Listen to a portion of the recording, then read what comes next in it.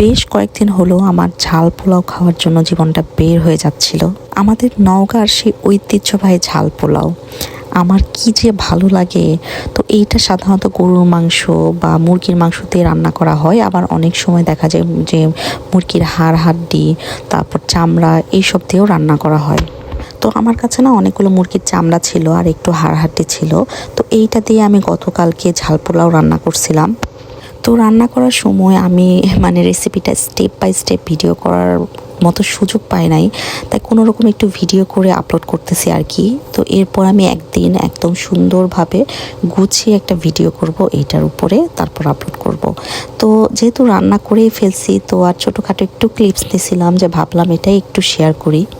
আমি এখানে baby chicken ফার্মে যে সাদা মুরগি থাকে না, সেটার চামড়া ইউজ করছি। তো এটাতে এত তেল ছিল, আমি কিন্তু বেশি তেল দেই নাই, বাট চামড়া থেকে প্রচুর তেল বের হয়েছে। আমার সেগুলো আবার চামচ দিয়ে উঠায় ফেলে দিতে হয়েছে। এই তো আমার ঝাল পোলাও অলমোস্ট রেডি। যে সুন্দর গ্রান বের হচ্ছিল, পানিটাও টেনে গেছে আর চালটা অলমোস্ট সিদ্ধ হয়ে গেছে। এখন শুধু ঢাকনাটা দিয়ে, এই যে ঢাকনার ফুটাটা বন্ধ করে দেবো একটা কাঁচামরিচ দিয়ে।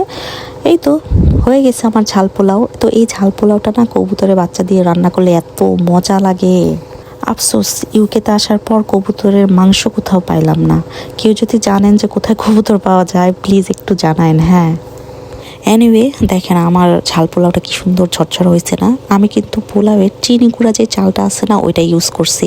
এমনিতে আমি বিরিয়ানি রান্না করার সময় বাসমতিটা ইউজ করি, বাট ঝাল পোলাও ভালো লাগে চিনি গুঁড়া চাল দিয়ে।